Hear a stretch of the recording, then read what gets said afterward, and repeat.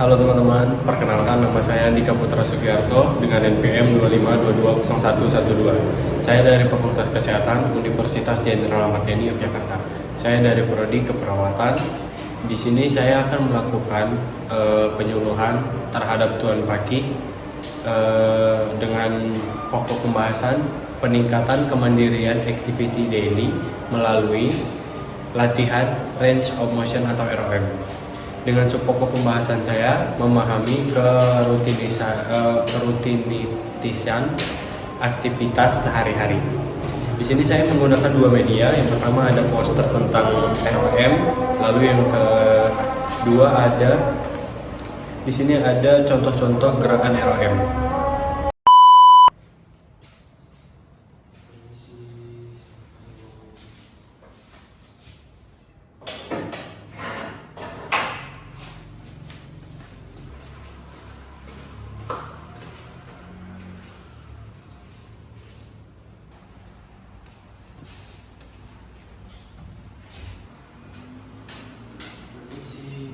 Selamat siang Bapak.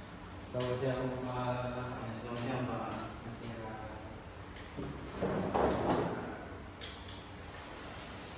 Baik Bapak, di sini saya akan melakukan penyuluhan tentang materi yang dimana saya akan memberikan materi tentang activity daily atau kerutinitasan sehari-hari. Seperti contohnya yang ROM itu gerak-gerakan. Di sini saya akan melakukan penyuluhan tentang materi peningkatan kemandirian tentang kerutinitasan kehidupan sehari-hari Bapak, aktivitas sehari-hari Bapak. Di sini saya sudah ada media poster berupa poster. Sini baik Bapak bisa lihat. Saya lihat ya Pak ya. Ya baik. Ini ada juga poster tentang jenis-jenis ROM-nya, lalu ada pengertiannya, terus tujuan latihan ROM itu seperti apa. Lalu di sini juga ada contoh-contoh gerakannya, jika untuk saya mulai sekarang, apakah Bapak yang bersedia? Bersedia di sini. Baik Bapak, boleh dilihat dulu untuk materinya seperti ini.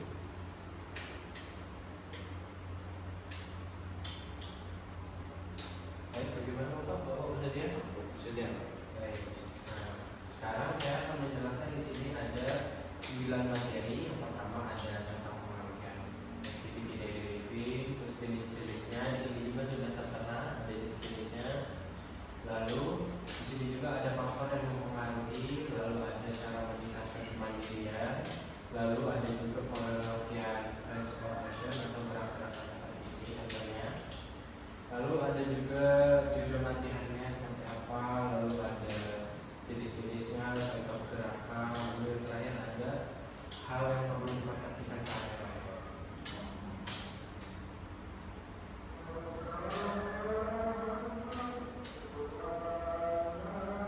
Baik Bapak, saya mulai untuk saya menerapkan materinya. Baik. Yang pertama ada pengertian activity daily. Activity daily itu adalah aktivitas dasar yang dilakukan individu secara mandiri untuk mempertahankan kebutuhan kehidupan sehari-hari, meliputi seperti kebutuhan fisik, personal, lalu dan sosial seperti makanan, mandi, lalu berpakaian, ke toilet, seperti apa lagi ada lagi mobilisasi seperti itu. Lalu ADL ini merupakan indikator utama dalam menilai status fungsional seperti tingkat ketergantungan serta kualitas hidup Bapak bagaimana. Lalu ada juga di sini khususnya terhadap lansia ya Bapak. Lalu di sini ada pasien dengan penyakit kronis dan pasien pasca perawatan di rumah sakit. Lalu di sini saya juga akan menyebutkan ya seperti ini tadi ada jenis-jenisnya.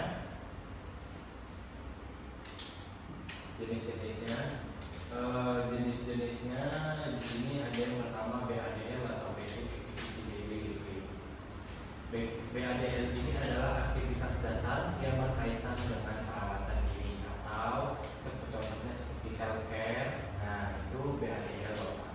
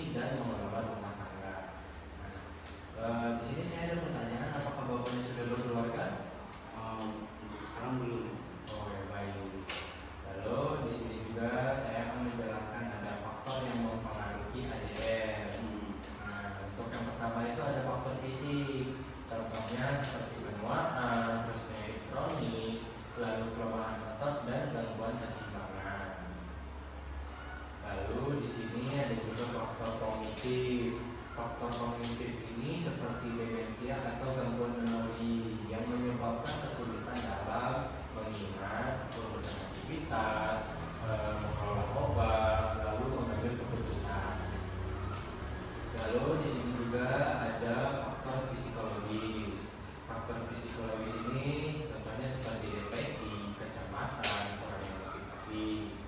Lalu ada juga faktor sosial. Faktor sosial ini contohnya seperti dukungan keluarga, interaksi sosial, atau peran caregiver seperti itu.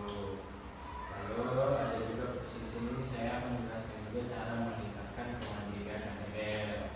Yang pertama, contohnya seperti latihan fisik, yaitu dengan cara ini Bapak. Latihan ROM atau range of motion dengan gerakan fleksi, ekstensi, lalu abduksi, adduksi, seperti itu Bapak. Di sini juga ada ekstremitas bawah dan ekstremitas atas. Ekstremitas atas itu ya seperti ini untuk di bagian tangan. Lalu ada juga ekstremitas bawah untuk di bagian kaki. Di sini ada beberapa gerakan yang bermacam-macam. Contohnya untuk yang pertama di ekstremitas bawah ini ada fleksi contohnya seperti ini. Lalu abduksi seperti ini. Lalu ada juga seperti ini. Untuk yang di ekstremitas atas ada juga yang seperti ini.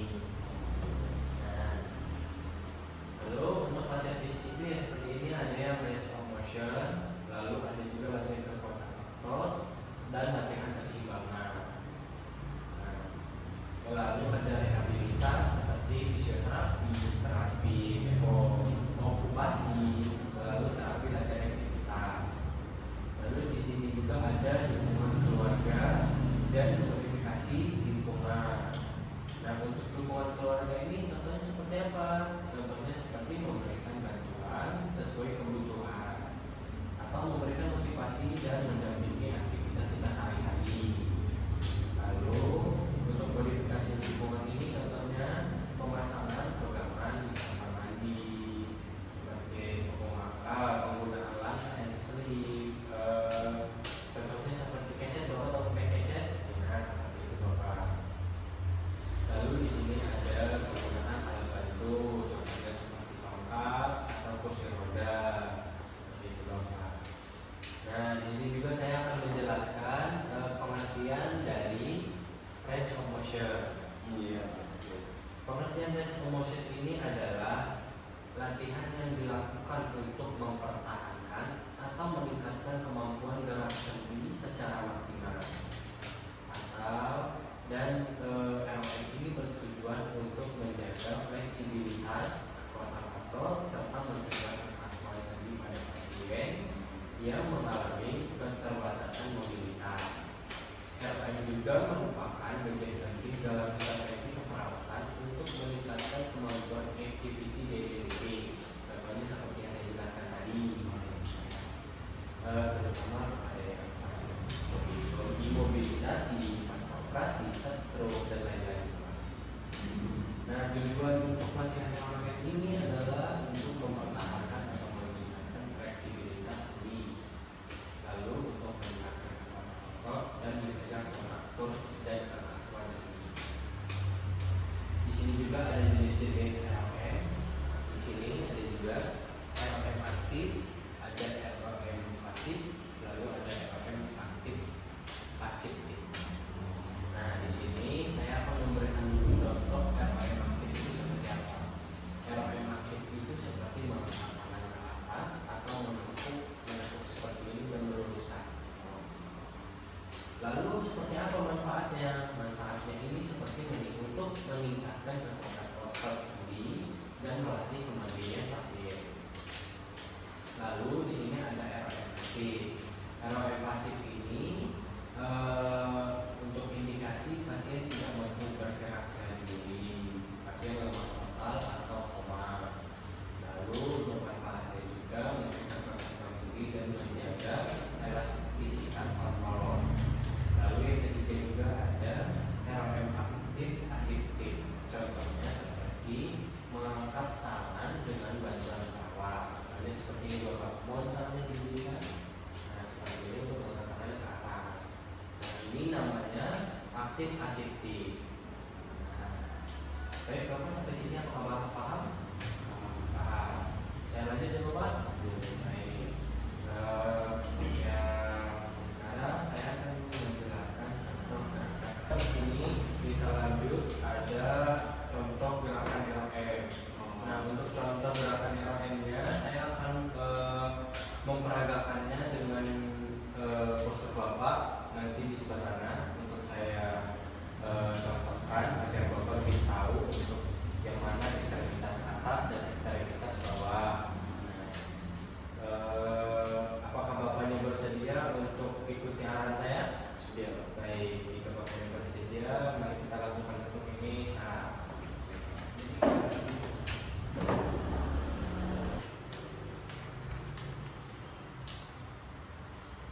Baik Bapak, untuk contohnya yang pertama di sini ada tangan Bapak seperti ini, lalu yang satunya menepuk ke atas. Yang satunya Bapak ini menepuk ke atas ya, baik. Nah, ini fleksi dan ini ekstensi. Ini namanya fleksi dan ekstensi bahu. Lalu yang ini ada abduksi dan ini ketika kita turunkan menjadi abduksi dan aduksi bahu. Lalu ada fleksi dan ekstensi siku, tangan Bapak seperti ini. Nah, ini fleksi, lalu ini ekstensi, lalu ini fleksi.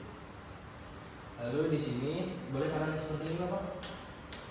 Satu aja. Ini Bapak.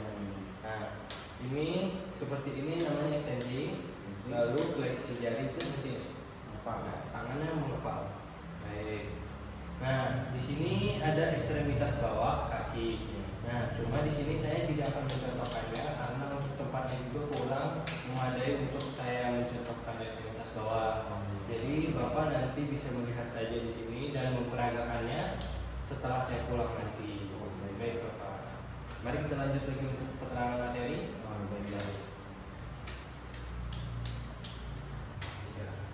Baik Bapak, kita lanjut lagi untuk penerangan materi di sini. Yang terakhir ada hal yang perlu diperhatikan saat ROM.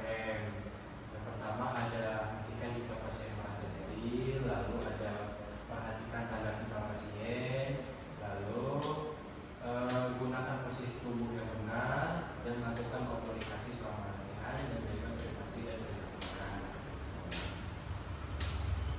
Baik Bapak, cukup sekian untuk materi yang bisa saya sampaikan untuk pada sore hari ini. Jika Bapaknya ada pertanyaan, boleh Bapak bertanya dengan saya. Iya baik, ada satu Pak yang saya ingin tanyakan. Oke baik Bapak, itu Bapak. Jadi bagaimana itu latihan yang tadi yang ROM? Ya baik. Secara psikologis dapat mencegah komplikasi imobilisasi seperti konstruktur dan penurunan sirkulasi serta dalam kondisi apa perawat harus memilih ROM aktif, pasif atau yang terakhir tadi apa asensi aktif dan aktif. Ya itu Baik. Sini saya akan menjawabnya. Untuk pertanyaan itu sebenarnya latihan ROM ini secara psikologis memang sangat berperan untuk mencegah imobilisasi atau komplikasi akibat yang melalui beberapa mekanisme seperti mencegah kontraktur, meningkatkan sirkulasi darah, lalu mempertahankan fleksibilitas sendi yang sudah saya jelaskan tadi, dan juga mencegah atrofi otot. Nah, untuk mencegah kontraktur juga gimana caranya? Nah, caranya itu seperti ini Bapak, gerakan sendi secara teratur menjaga panjang otot dan elastis jaringan sehingga mencegah pembentukan otot dan kekakuan sendi. Lalu meningkatkan sirkulasi darah juga gerakan otot yang membantu memompa darah kembali ke jantung dan sehingga mencegah stasis darah dan resiko trombosit. Lalu untuk pemilihan jenis ROM-nya itu tadi kan ada ROM aktif, lalu ROM pasif dan ROM aktif asiptif.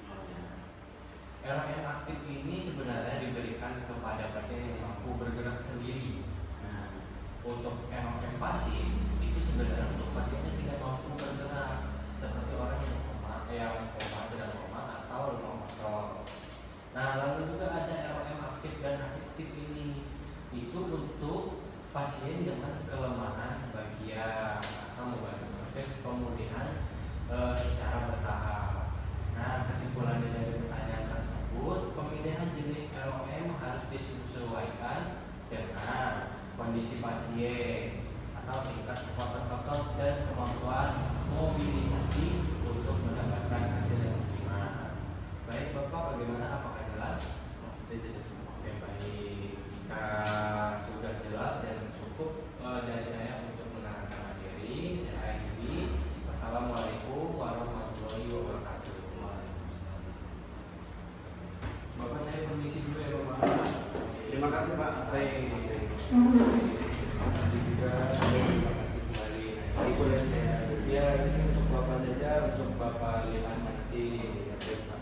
Baik Bapak, saya permisi dulu Bapak. Permisi. Ya, oke Pak. Mari. I just had to let you know you're